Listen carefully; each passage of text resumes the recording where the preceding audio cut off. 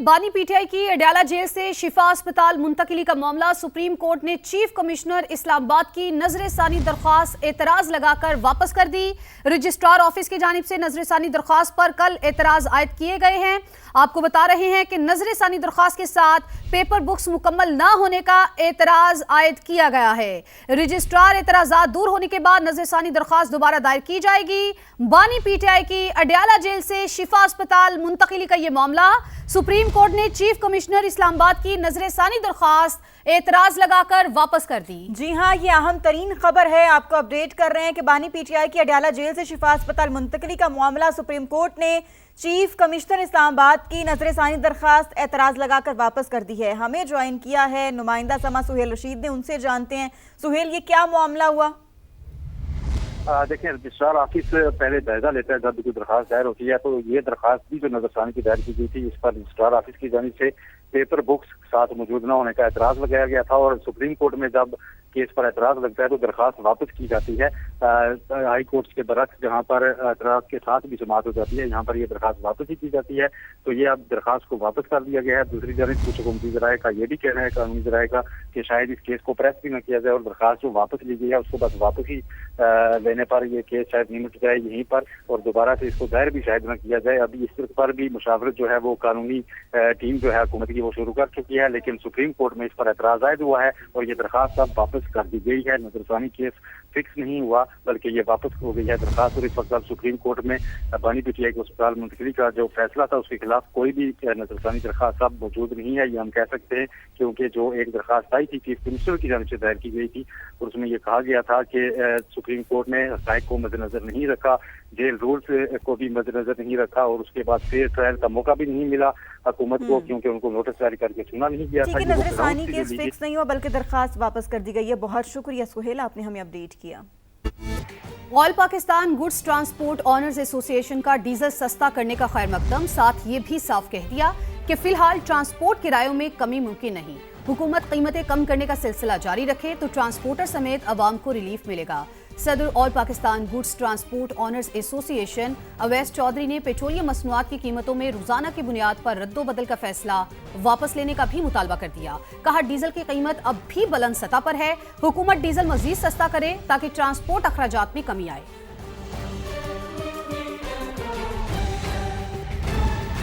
अरबों रुपए के फंड्स के बावजूद गुजरात डूब गया। में अर्बन फ्लडिंग की सूरत हाल है, जहां सड़कों और गली मोहल्लों में कई फुट तक पानी जमा है। ताज़ा तरीन सूरत हाल के लिए बात करेंगे नुमाइंदा समा जुल्फ़िकार हैदर से। जुल्फ़िकार, बताइए क्या सूरत हाल देखने को मिल रही है? आज जी बिल्कुल, ये मानसून का छठा स्पेल है जिसने गुजरात में तबाही मचा दी है। गुजरात की अहम शाहराएं, गली मोहल्ले जो हैं वो मुकम्मल तौर पर पानी में डूब चुके हैं। कई फुट पानी जमा हो चुका है और बारिश का पानी शहरियों के घरों में दाखिल हो चुका है, जिससे शहरियों का करोड़ों रुपए का सामान भी जो है अब वो ज़ाया हो चुका है। आज शहर के बेशतर इलाकों में गुज़श्ता 6 घंटों से जो है वो बिजली का निज़ाम भी दरहम बरहम है। अब बेशतर इलाकों में बिजली की फराहमी मुनक़ता है, जिसके बायस से शहरी हबस और गर्मी से नढाल हैं, शहरी घरों में मैसूर हैं, जबकि गुजरात में कारोबारी जिंदगी बुरी तरह मफलूज है। ठीक है, अपडेट्स के लिए शुक्रिया आपका। आगे बढ़ते हम बताते हैं, अटक में मूसलाधार बारिशों ने तबाही मचा दी। फतेह जंग में पुली टूट गई, जिसकी वजह से दीगर अजला को जाने वाली ट्रैफिक मुअत्तल हो गया है। सैकड़ों देहात मुतासर हैं। ताज़ा तरीन अपडेट्स के लिए बात करेंगे नुमाइंदा समा फारूक बुखारी से। फारूक, बताइएगा आपके पास क्या डिटेल्स हैं?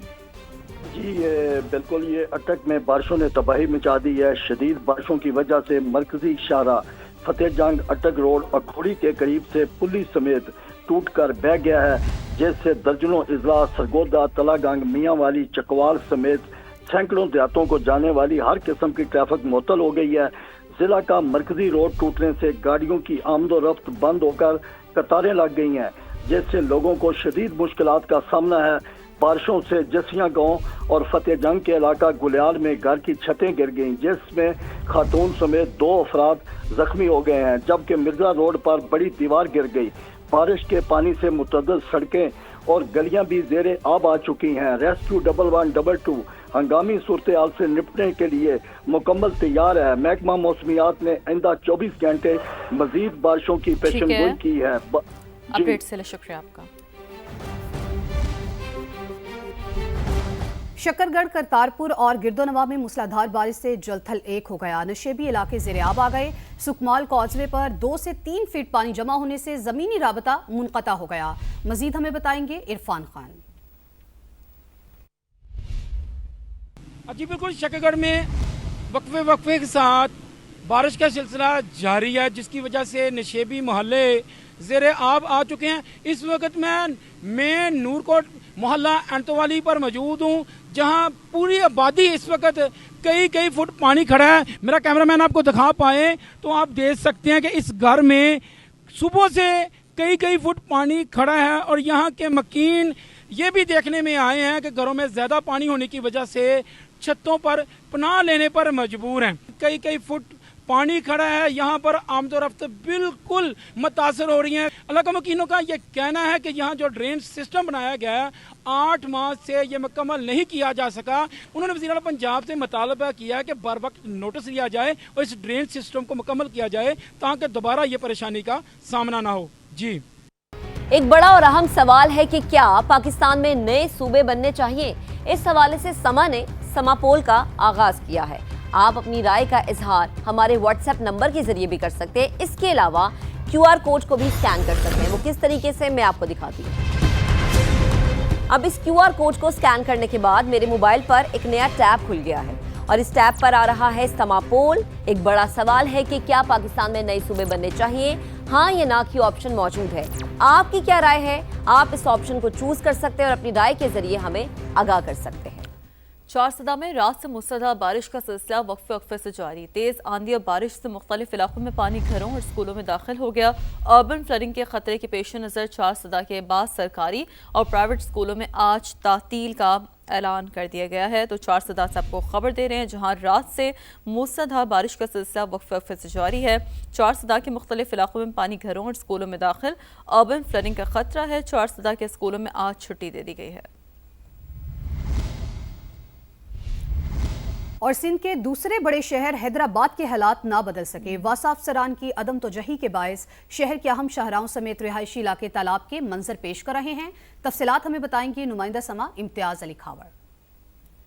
जी बिल्कुल, मैं जिस मकाम पर मौजूद हूँ ये आम शाहरा नहीं बल्कि हैदराबाद की मसरूफ और अहम शाहरा, इसको ठंडी सड़क कहा जाता है। सेवरेज का गंदा पानी यहाँ पर जमा होता है, जिसके बायस ट्रैफिक की आमदोरफ्त तो जो है वो जाम हो जाती है, मगर उसके साथ साथ जो इसी रोड से सफ़र करने वाले जो शहरी हैं या मुसाफिर हैं उनको भी शदीद मुश्किलात का सामना करना पड़ता है। न सिर्फ शहरी मगर दूसरी अगर बात करें यहाँ पर इसी रोड पर हैदराबाद डिवीज़न का जो है सेक्रेटरीट भी जो है इसी रोड पर है। उसके साथ साथ दीगर दफातर भी अहम हैं। सिंध पब्लिक सर्विस कमीशन का भी जो है दफ्तर इसी शाहराह पर है। उसके सुबह की औकात में स्कूल जाने वाले तलबा व तालबात और असातिज़ा को भी जो है शदीद परेशानी का सामना करना पड़ता है। हैदराबाद के शहरियों ने मुतालबा किया है कि आए रोज़ इस शाहराह पर सड़क पर पानी जो है सेवरेज का जमा होता है, इसका मुस्तकिल तौर पर हल निकाला जाए और परेशानियों से बचाया जाए। जी,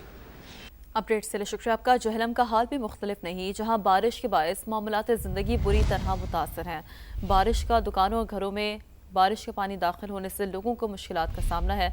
लंगरपुर के करीब बरसाती नाले में 2 गाड़ियां भी बह गई। मजीद बात करेंगे नुमाइंदा समा आमिर कियानी से, तो आमिर कियानी से भी रब्ता करने की कोशिश करेंगे। एक बार फिर नाज़रीन को बताएं कि जहलम का हाल भी मुख्तलिफ नहीं है और बारिश के बायस मामलात ज़िंदगी बुरी तरह मुतासर है। ये विजुअल्स आप देख रहे हैं और जैसे कि इसमें देखा जा सकता है कि बारिश का पानी दुकानों और घरों में दाखिल होने से लोगों को काफ़ी ज़्यादा मुश्किलात का सामना है।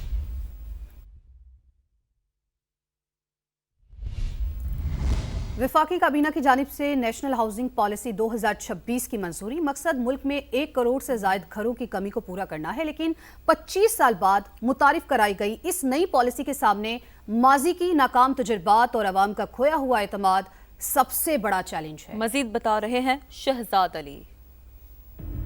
पाकिस्तान में अपने घर का ख्वाब आज भी लाखों खानदानों के लिए एक चैलेंज है। एक अंदाजे के मुताबिक इस वक्त मुल्क में 1 करोड़ से जायद घरों की कमी है।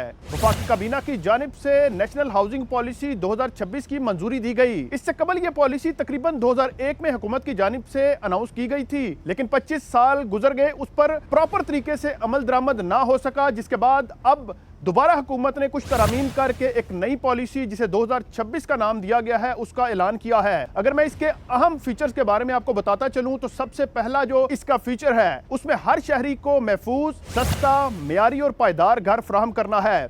दूसरा अहम जुज अमूदी इमारतें और हाई राइज बिल्डिंग्स की तरफ ज्यादा तवज्जो देने के लिए हिदायत की गई है। तीसरा अहम जुज जो पॉलिसी 2026 में सामने आया है उसमें तवानाई बचत का जो उसूल है इसे लाजमी करार दिया गया है। माहौल दोस्त और कम बिजली की खपत वाले घरों की हौसला अफजाई की जाएगी। नई पॉलिसी के तहत इस वक्त तक तकरीबन 220 अरब रुपए से जायद के जो कर्जे हैं उनकी मंजूरी दी जा चुकी है और तकरीबन 32 अरब रुपए दरखास्त गुजारों को मुंतकिल भी हो चुके हैं।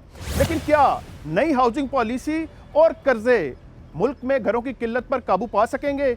इस चीज का जायजा लेना बहुत जरूरी है क्योंकि अभी तक वजारत हाउसिंग एंड वर्क्स उसकी जानिब से जो पिछले 25 साल का रिकॉर्ड है अगर उसे सामने रखा जाए तो ना तो कम लागत वाले घरों की तामीर शुरू करवाई जा सकी, ना अमूदी और हाई राइज बिल्डिंग्स के जो प्लान थे उन पर अमल दरामद करवाया जा सका। कम आमदन वाले तबके के लिए सस्ते घरों की तामीर अवलीन तरजीह होनी चाहिए। लेकिन इस वक्त अगर बात की जाए तो मुल्क में एक सादा घर बनाने के लिए आपको 60 लाख से 1 करोड़ रुपए दरकार हैं, बशर्ते के जमीन आपकी अपनी हो। वजारत हाउसिंग के जो अपने माजी के मंसूबे हैं वो भी सवालिया निशान है। कहीं मंसूबे सुस्त रवि का शिकार है तो कहीं तातुल नजर आता है। आज भी अहम सवाल यही है कि आम आदमी को जमीन, कर्जा, मंसूबों की बरवक्त तकमील और सबसे बढ़कर तामीराती मटेरियल कम लागत में कौन फराहम करेगा। लेकिन वजारत हाउसिंग को अब वादों को कागजों से निकालकर छत की सूरत में शहरियों को देना होगा।